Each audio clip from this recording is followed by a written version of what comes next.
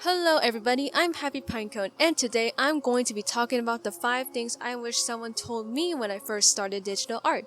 I went from traditional to digital since 2019 and been doing it for around 3 years now.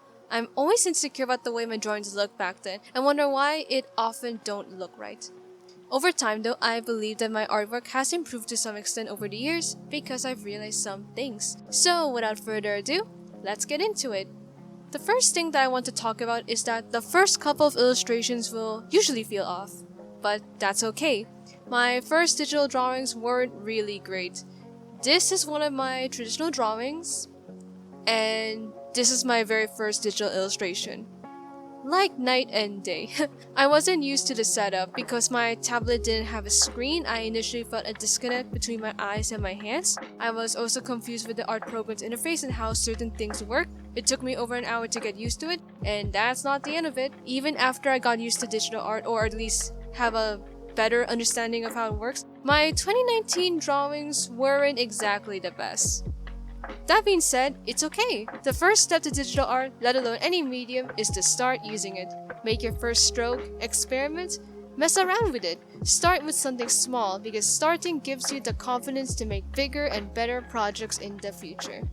Now, the second thing is to don't worry if you haven't figured things out yet, because you'll get there eventually. I am kind of a late bloomer when it comes to digital art. Some might think of me as an idiot. I used the XP Pen Deco 2 and it took me over a week since I first started using it to figure out how to use the scroll wheel. It took me much longer to figure out how to be efficient with my digital art process, as well as what kind of art style I want to make. And for the life of me, it took me forever to understand how clipping masks work. It's so embarrassing. No matter how many tutorials I watch, I kept messing it up. There are also times that even after I made a somewhat decent looking illustration, it's only a matter of time before I get frustrated with a certain piece.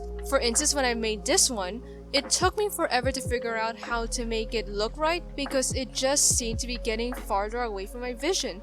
I particularly struggled with the colors, as you might be able to see in the speed paint.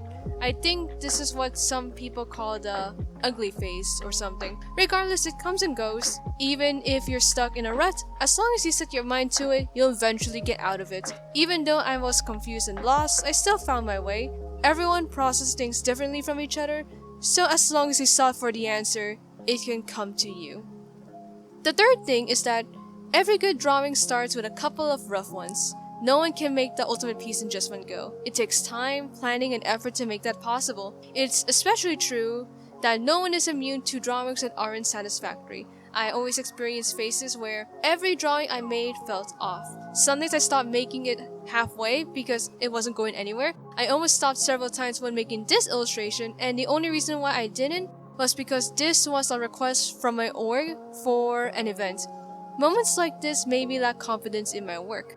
However, I learned that everyone is on the same boat, to some extent. Everyone starts off with something off before making something awesome. That's why I enjoyed watching art videos that showed its process from the rough sketch to the final piece, because it reminds me that art is not just a product, but also an elaborate process that represents the artist who made it. And in relation to that, the fourth thing is to remember that great art is born from inspiration and built on a solid foundation. Every project is born from an idea, and oftentimes it sounds great on paper. The challenge, however, is to execute that idea. Things don't always go according to plan, and changes will be inevitably made to fix that. No matter how good an idea is, it needs the love and effort of the people involved to become more than just a good idea. A strong piece requires a strong foundation, and there are plenty of ways to do that. Look at reference, find inspiration, make as much thumbnails as you can to consider the possibilities. If you're making something about a topic you're unfamiliar with, study it.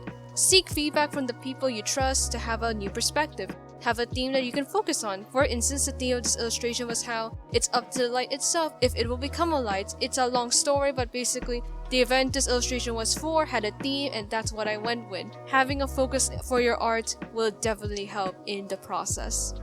With all that said and done, the fifth thing is to me the most important, and that's to don't wait for a miracle, make it happen. I'm not the best artist. I love what I create, and I know I significantly improved compared to how I started out, but I am very aware that I still have a long way to go. Besides certain influences, my art style is mostly a byproduct of my inexperience and basic understanding of the art fundamentals. I keep drawing because I knew that the only way to get better is to practice and apply what I learned.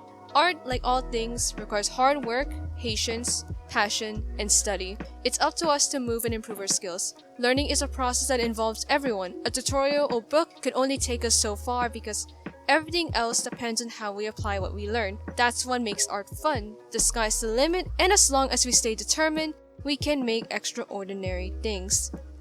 And those are the 5 things I wish someone told me when I first started digital art.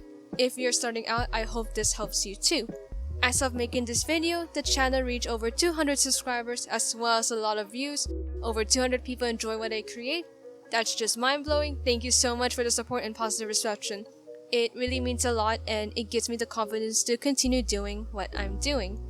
If you want to further support me, consider reading my webcomics, Lives Lemonade and When Airclones Rule the World. They are both available in Tapas and Webtoon. When Airclones Rule the World in particular is my latest ongoing webcomic about airclones and middle school students. I also have an Instagram and Bubble House account where I share my art and work in process.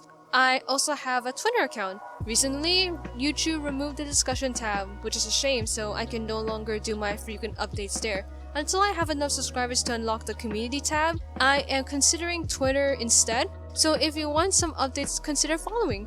I even have a Goodreads account, so if you're a reader who's curious on what I'm reading, you can. Once again, thanks for watching. If you have any comments, suggestions, and or anime recommendations, send them through the comments section below. I've always been reading them and the ones that were sent recently were such a joy. And while you're at it, like the video and subscribe if you want to be updated with my latest videos. I am Happy Pinecone and see you next time.